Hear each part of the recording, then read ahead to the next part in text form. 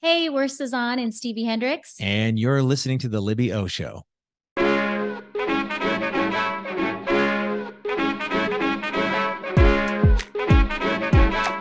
How did she do it?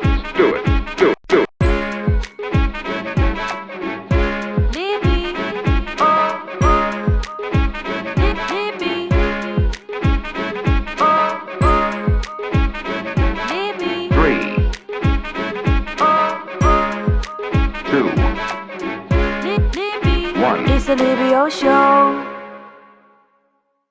Well, welcome everybody to a brand new episode of the Libby O Show. I have some very special guests on the show today. They are influencers who have built their platforms around brand development. And then they also have a brand new book coming out. It's up for pre-order and it's called A Real Good Life. Discover the simple moments that bring joy, connection, and love. Sazan and Stevie Hendrix, how's it going? Hey, Libby, how's it going? We're good. We're stoked to be here. Other than it being 105 here in Texas and us trying to get into the fall season, it's going good. It's going great. Yeah, you know what? I don't care if it's 100 degrees. I still have a pumpkin spice candle that's lit in my house right now because I'm inviting the fall into my home, even though it's freaking hot. I love it so much. And I feel like that's what your book's all about. Loving those simple moments, appreciating them. It's about finding the good when it's hard to find. And right now we, like September, October rolls around and Texans, we're just like, okay, can we be done with this? Everyone else has moved on from summer. Like clearly we want to be in fall too. It's been a brutal one, but we are just trying to make the best of it. And thank God for AC, right? We cannot say that enough. Yes. I was in which I feel like this kind of ties in to one part of your book that I want to discuss a little bit later. I was in Europe last month. And as you know, they don't have AC over there. I know. Yeah, right. I heard it was hot too. I heard Europe had like a weird heat wave. I was in Slovenia and Vienna, and it was like 150 degrees, it felt like. And then I got to London and it was like fall. So it was a very quick adjustment. I've heard Vienna is super cool. What did you think of it? I have always wanted to go there for the music history. And I mean, every building, it could be a bank, it could be like a grocery store. Every building is like magnificent. Yeah. And like, it's the food, the schnitzel, visiting all the cathedrals. I mean, it's really great, but I would recommend if you're going to go there, you need to spend a day in Salzburg. Okay. I always appreciate these tips because I'm the travel junkie planner in our family. He is. And Europe is, we always want an excuse to go back to Europe. So Vienna is about the way the Europeans are doing life over there. It's just, there's something that we need to take note of, I think, here in Western culture, because I don't know, speaking for myself, it just feels like here in the US, right? It's just this go, 9 to 5 people, live to work. Whereas in Europe, I appreciate the culture. They work to live, right? And then they enjoy their life and the parks, the families. It's just, maybe we need to move to Europe, Steve. What do you think? Can we? I don't think so. Maybe.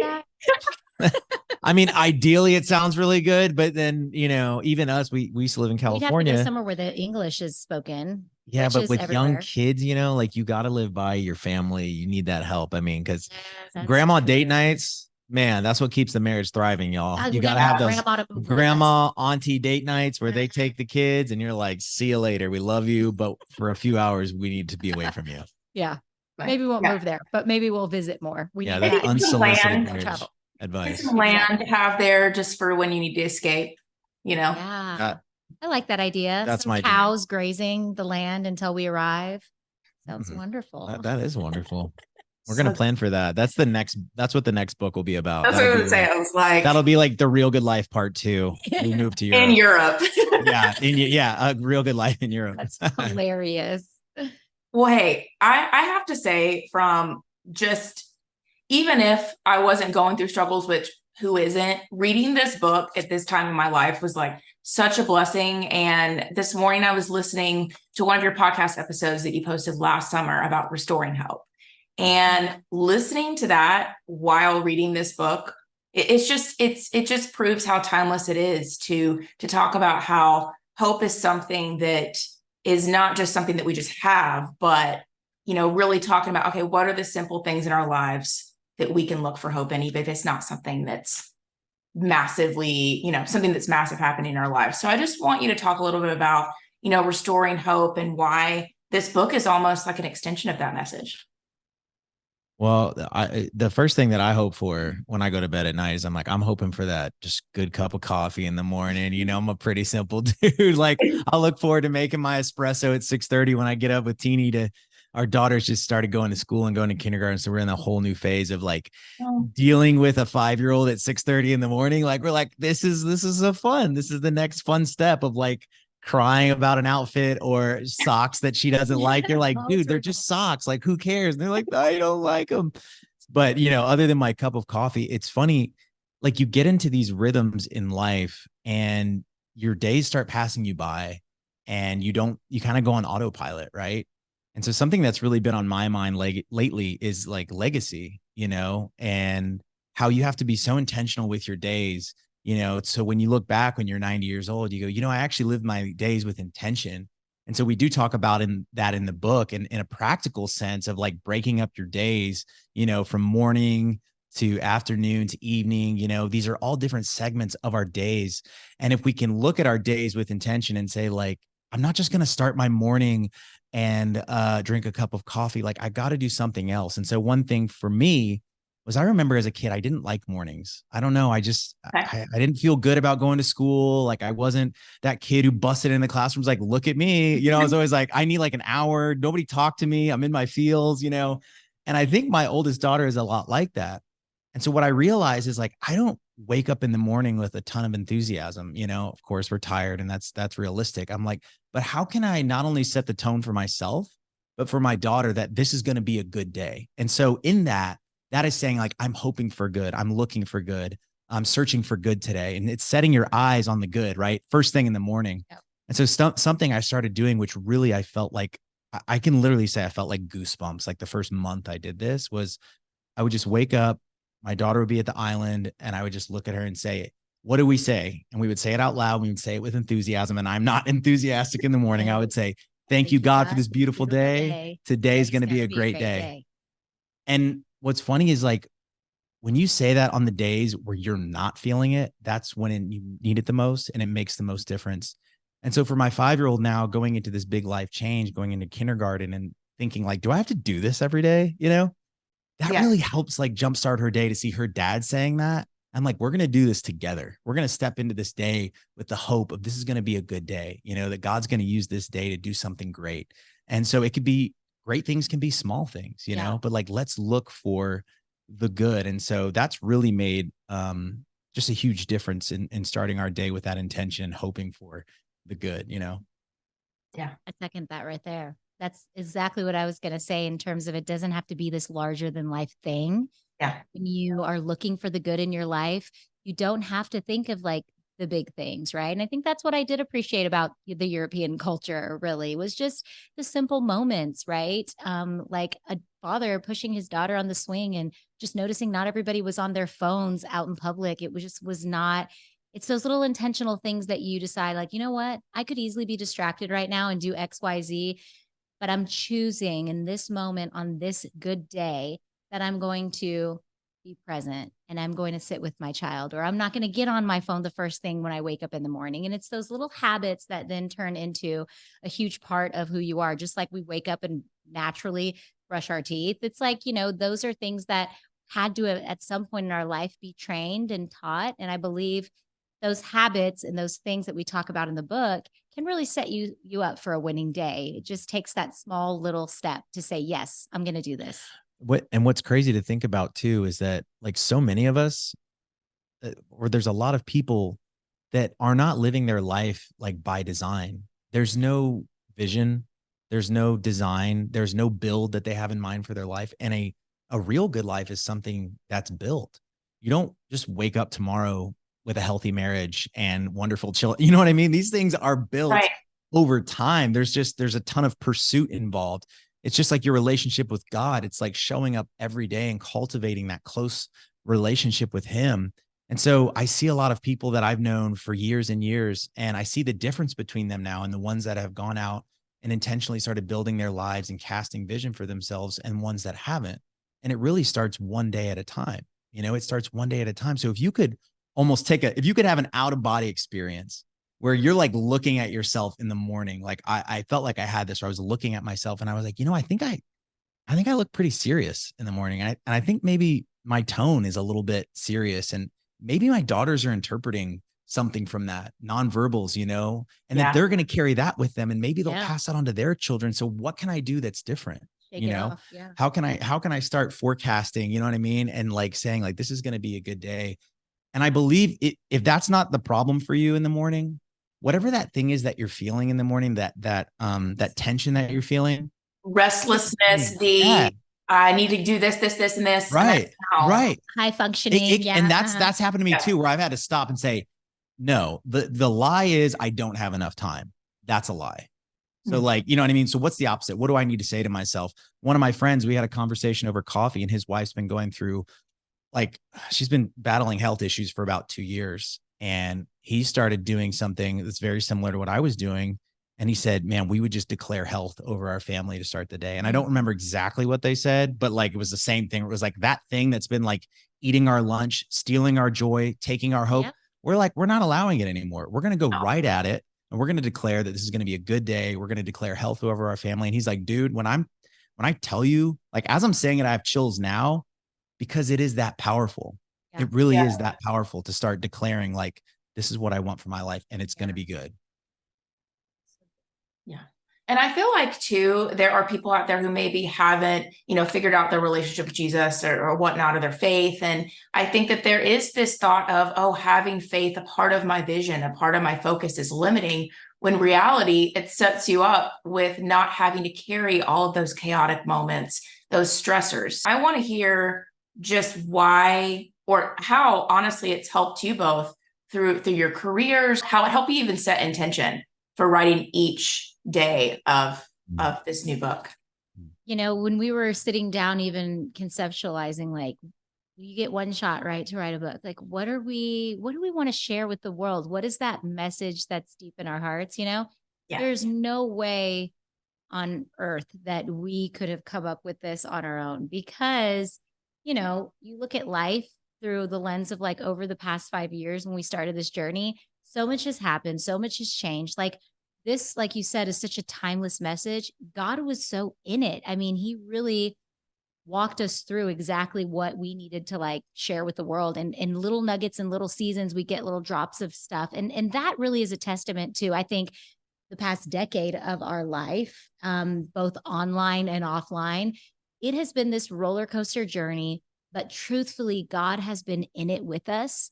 Now, there have been seasons where it is so easy, and I will admit this about myself, where I want to be the captain of the ship, and I'm like, well, you're not moving fast enough. Like, let's go. It's hard when you don't, like, the thing with faith is it's not something that you can see. It's not something that you can always hear. It's a very also intuitive thing, but it's a thing that requires you to trust the things that you can't see. And so it is easy sometimes in the human flesh to like want to take control of like steer the ship. And so I have seen so many times in my career and in my life, anytime that I have come to the end of myself, which is a lot of times, probably at least once a day, I come to the end of myself, and it's like I needed to be there. I needed to get to that point for God to meet me right there in that moment, and for him to genuinely move, because true faith is at rest. And when we're trying to do all the things, it's like we're not giving God that opportunity to write our story and to share his secrets. And so I love that Stevie and I, over the years, have learned that like his way is way better than our way. And that requires a lot of surrendering to his process versus ours.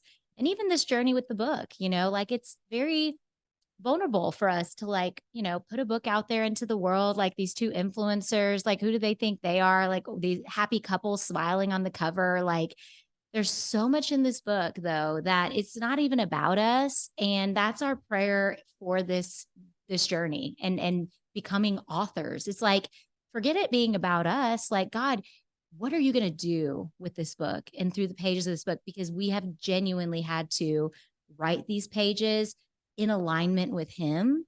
And it's really been an amazing journey. And that's just the book, but even our podcast that we launched, the blog that I started back in 2010 before I even met you, a lot of this stuff, it was all God orchestrated. And I can look back now and see it, really.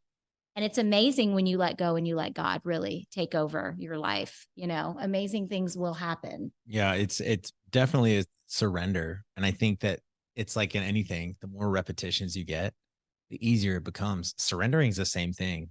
Like God's constantly trying to just get our attention and we're ignoring him. And that's our choice, right? And I still do that on the day to day. Like I was laying in bed like a few weeks ago, and I literally, I don't think I've ever said this like to God, but I said, I miss you. I was like, it sounds cheesy, but I miss you. Like I miss you. Like I miss a really good friend, because I feel like the last month or two, I've turned my back on you in the sense that I'm just doing me. I'm looking out for me. I'm not thinking, I'm not being intentional with my days. I'm doing what I got to do. And other than that, like I've kind of ignored you, and that's normal. And I don't think God's offended by that, but I just had a real honest moment, but it felt good to say that, because I was like, in knowing that I miss him, I know what I'm lacking, right? Yeah. I know that what I'm missing without him. And so for Sazan and I, a huge part of our testimony and a huge part of this book is basically wrestling with God. And it's, again, stepping up and saying like, God, like, really? Like, you want me to do this, or you're not going to let me do this? You're going to take this away from me? Like, you know how much this means to me. When you talk about how rest is a risk. So there's a lot of these moments in the book where I was immediately reminded of, oh, maybe I just need to sit down. Preach to us. Let it do its thing. Let it be in the crock pot for a little bit, and let God handle it.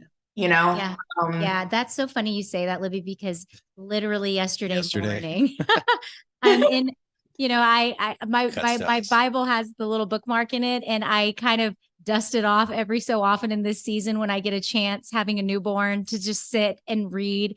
And I had that moment yesterday morning, and I thought, oh my gosh, when's the last time I actually got to do this? But for some reason, yesterday morning, my kids were still sleeping. I was awake, and I was like, yes, what am I going to do with myself? So I grabbed my Bible, and when I opened it to where I had left off a couple months ago, I landed on Hebrews 10, and Hebrews, that whole, oh my gosh, everything that whole chapter is talking about, it talks about sacrifice, right? And what Jesus did.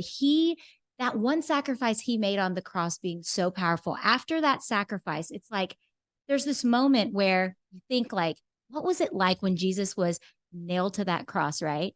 Was he like nailed to the cross and he was just like, and having like all of these like stipulations? No, he had to sit there, or, basically be pinned against this cross, and he had to sort of like be still. And Jesus sat alongside God throughout his whole journey here on earth. And it is so beautiful when you look at the life that he lived. And a lot of it, even though we saw Jesus moving physically, he was literally sitting alongside the Father, right? And it's a testament to the fact that, like, why can't we sit still alongside God? I imagine when my kids wake up in the morning, little Oliver right now, he looks at me and he smiles in the morning. It's the first thing he does with his cute little baby breath that I want to eat. I'm just like, oh my gosh, he's not worried about a thing. Yeah. Right. And I just imagine when we wake up in the morning, why is it that our eyes go to our left and our right and we're doing all of the things when we could just look straight into, picture the Father right at our bedside every morning? He waits for us. And how often do we just stop and just look at him and know that no matter how today goes, like, he's going to provide for me. He's going to feed me. He's going to make sure that I'm good, because I would do that for my newborn. And that's just a small little taste of how much God loves us. So imagine how much more he's going to do for us. Just like the verse talks about in the Bible about the wildflowers, like, he just is such an attentive God. He loves his children more than anything. So why do we wake up so stirry and so crazy, feeling like the weight of the world is on our shoulders? I just want to encourage everybody with that, because I'm in a season right now where I'm learning, like, really, really sacrifice, like, really lay it all out and just be still and know that God's got you. He's your Father. He loves us, Yeah. So that's funny you said that about sitting still, because that is exactly what God was speaking to me yesterday morning. So there you go. I love it. There we have it. One quote that I want to talk about is, you say, sometimes in the toughest of circumstances, you're given an extra measure of strength to share with someone else. You're given a grace to show up for them in the way that they need. Mm-hmm. How have you felt that in your own life? Maybe as of recently, maybe, amidst content creation, developing this book, developing a podcast episode that maybe a fan listened to and really appreciated. How have you? That's really beautiful. In that section of the book, we're talking about the importance of gathering for others. I mean, you can't really cultivate a real good life without community, without showing up for the people and having not only a connection with your own life, right, and with God, but with other people. I mean, that's why God created us, was so that we would all kind of live amongst and within and with each other. And I think the pandemic really crushed that for a lot of people. It forced us all to isolate, even churches, it's really sad. And so recently, something that we did, Stevie, that were you thinking of that too? What we did was the girls had finally gone to bed, and we were sitting in our living room with our turn down service, which, that's a whole nother podcast, what we do to get the house all cozy. Got to dim the light. Lighting's everything, y'all. Mm-hmm. And then you just get your lighting right. And it's no longer the chaos of the day. This is now our time when the kids go to bed, and we're sitting on the couch, and we just felt like in this moment we needed to connect in our marriage. And while we were sitting on the couch, we were like, we should pray. But we did something different this time. Yeah. And instead of praying for each other or, to God for us, like about us, what did we do? Well, Sazan and I were both just sitting there, and I felt like this, I don't know. I could just tell like it was different. Like we weren't in our normal state of being, honestly, like just like hurried or like, let's watch a show. We were just kind of sitting. We were being still. And it's hard for us. We're such doers, Sazan and I. It's like, dude, like you should see both of our families. Like everyone needs to chill. The digital content creation space, people are like, oh yeah, post this. And it's like, you don't realize it's like takes every ounce of you. It does. Even as a team. It's that, but also me karate chopping my pillows every 5 minutes. Like, sit down. Yeah, right. She's like, if that pillow's in the background, it's not karate chop. And like, God forbid. I'm such a Monica on Friends, But I mean, we were actually like chilling out for once. And I was like, this is really nice. And I was like, hey, is there anybody, that comes to mind that you just want to pray for right now that you feel like needs something that's on your heart, And so she came up with somebody and I came up with somebody as well. And we just started like praying for them. And it went on for a while, honestly. But it really felt like in that moment, God gave us so much, I don't know, empathy for those people and what they were going through. But then also he started giving us, insightful words to share with them. And so I remember we both like texted them after the call, these different people, and we were like, hey, I just see, what you've been going through, and maybe we haven't talked about it, but, we're here for you. We've been praying for you, and we, feel like God might be saying this, and just the impact that it had on them, they were people that are close to us, they just texted us back, was like, wow, like I have been feeling that and going through that. And no one's asked me about it, and the fact that you thought about me and prayed for me and texted me, that really means a lot to me. And it was like this beautiful moment where Sazan and I were like, man, why don't we do that more often? Why aren't we looking? Why aren't we conditioned for opportunities to do like that more often? Yeah. Why is that not just natural muscle memory? And I think one of the hardest prayers that you can pray is to ask God to break your heart for what breaks His, right? And when you genuinely go to God and you ask Him to show you those things, your worldview starts to change. Your day-to-day starts to change. Your problems, not that they don't exist and that they're not valid, suddenly they don't. Yeah, they minimize. And, I experienced that when I went to Rwanda, right before the pandemic. I was so nervous about that trip. I was so in my own head about it. I was going to help a part of like an influencer trip to raise money for their school lunch program. And so I had never done like a mission trip like this before, but also one that was going to require me to use my platforms as a stage for the people who needed it. And I walked into that journey on that 30-hour flight. I was so anxious and I was so worried about it. I was like, oh my gosh, what if people are going to judge? What if I'm not going to do a good job at this? What if we don't raise any money? What if I'm going to miss my daughter so much that it's going to just be like, was this worth it? Like all of these things that I believe the enemy loves to do when you're about to do something really amazing, when God is about to use you to do something so good. The enemy will always be that annoying nag that's going to try to stir up any emotions that he can or anything that he can to fluff up the drama and the smoke. And that's exactly what happened, because the second I landed there, the peace that greeted me on the grounds was absolutely God-filled. And it was like, I'm supposed to be here and I made it. This was the hardest part, was getting here, because the devil did not want me to get here. And I just remember that trip. We raised over $150,000 for the school lunch program. What did I do? It wasn't even about me. It was literally lending my platform to the people that were already on the grounds serving these children. It was saying, here you go. You can have this. Do what you want with it and let me help you alongside of you. And when I just kind of showed up and I watched and I just listened and I learned, wow, I just realized, why was I in my head about this? This was amazing. It changed my life. It changed their life. And I mean, that's the kind of stuff that I crave, that I want to do more of. And I'm like, God, use me. Let's go. Let's do that. And I just want to encourage anybody, like, you don't have to go on a 30-hour trip to make an impact in your community. I would just ask yourself, like, when's the last time I prayed for somebody? When's the last time I checked in on my neighbors or my friends? You know, if you're a social media person and you have a community that follows you online, when's the last time you put up a little poll or a question saying, hey, what are some real things you guys are going through in your life right now? And how can I encourage you today? And you will be surprised. I did this recently. How many people spilled out real things that they were going through, real heartbreak stuff. And it just ties back into the whole message of what the heartbeat of this book and why we wrote it. Because the truth is, a real good life is not about the Kanye West song of the world and like the worldly things of like the good life is the nice cars, the fancy house and all that. Understanding that a real good life is about knowing that good and hard can actually coexist. There's actually beauty, because when you go through the hard stuff, you really begin to see like what God can do with the hard. Like that can become the pulp. The hard stuff can become the pulp in the new thing that he's doing in your life, the new chapter and the new story he's going to write in the book of your life.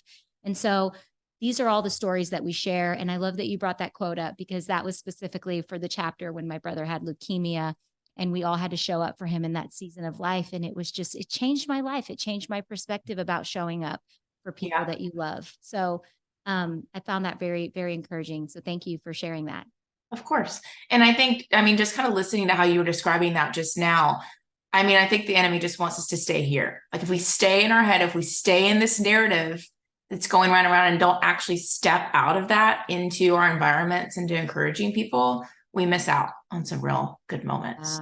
Oh my gosh. Yeah. I felt like that was happening to us just, like recently. All of these things, it's like you never arrive. This book is not about like people thinking that they've arrived. So Sazan and I don't feel like we've arrived, but instead it just feels like these are just lessons that God's like, you're going to kind of relearn this lesson at greater degrees throughout your life, but the quicker that you and I can meaning like between you and God, the quicker you and I can like move through these things, the more I can show you. And so that's going back to that question about how God really does elevate and catapult your life in wonderful ways, not in the ways that the Kanye song says, where you got the Ferrari and all. It's not like that. Yeah. But God truly does, like, he eases your burdens, even in those times, like you said, where you're in your head, it's like, just go to him, man. There's no better teammate than God. Truly. Well, I'm very, very excited for people to check out A Real Good Life. It is up for pre-order. It comes out October 10th, which also happens to be my birthday. Hey, let's go. I know. Birthday party. October 2nd. Birthday party, launch party. Happy birthday month to us. You know what's funny is earlier today, I did another interview and it ended when she said, the book comes out 10/10. And then she's like, my birthday's in October. And I was like, me too. And hers is the 26th. And I thought, what is up with all these October babies? That's the best month, I think, out of the year. No offense, January baby. It's a good. We do love us October babies love the good life. We like the feelings of fall season, you know. So it's awesome. Amazing. Well, thank you both for taking the time to join me on the show, and everybody can follow you on socials. I know you have a lot of different accounts going on. How can people keep up with you in your podcast? If you just find Sazan, Sazan, there ain't no other Sazan out there. You can find the rest of it. It's going to be full of videos of our kids. Amari is taken over as the celebrity in this family, so just go check out Sazan's Instagram, and you'll see some really funny videos. You can even click that link in bio on my page, and you're going to see everything about our life, like the book, our podcast that we have. I mean, everything will be linked. That's the convenience nowadays with the internet, which I love. It wasn't like that 10 years ago. Well, thank you so much, guys. Best of luck on the release. Thank you so much.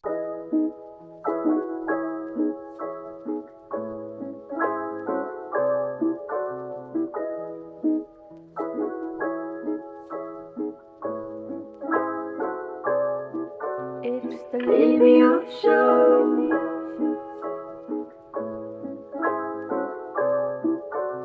The Livio Show.